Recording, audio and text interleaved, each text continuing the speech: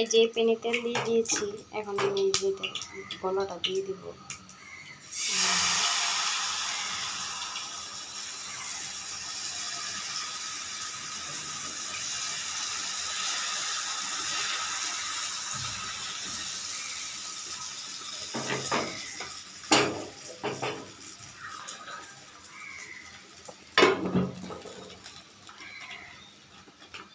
এই যে দেখেন পিঠাটা আমার প্রায় হয়ে গেছে। এই যে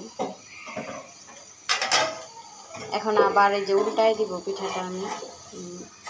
পিঠাটা এমন পাতলা হবে, এই যে এরকম রুটি যেমন পাতলা হয় এমন পাতলা পাতলা করে দিব, তাহলে পিঠাটা খেতে অনেক মজা হবে, মানে মসমসে হবে, ক্রিস্পি টাইপের হবে।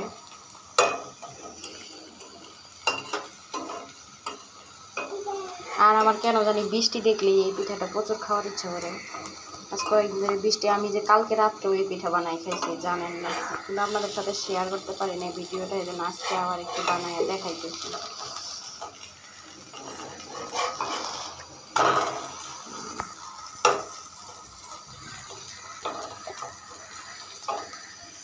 পিঠাটা বানাই নিছি, দেখেন এইরকম পাতলা হয়েছে, এরকম পাতলা করে ভাজতে হবে, তাহলে এই জিনিসটা মসমসে হবে। দেখেন কি পরিমাণে মসমসে হয়েছে, এই যে দেখছেন।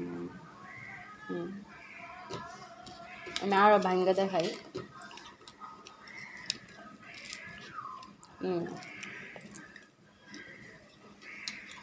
অনেক মজা হয়েছে।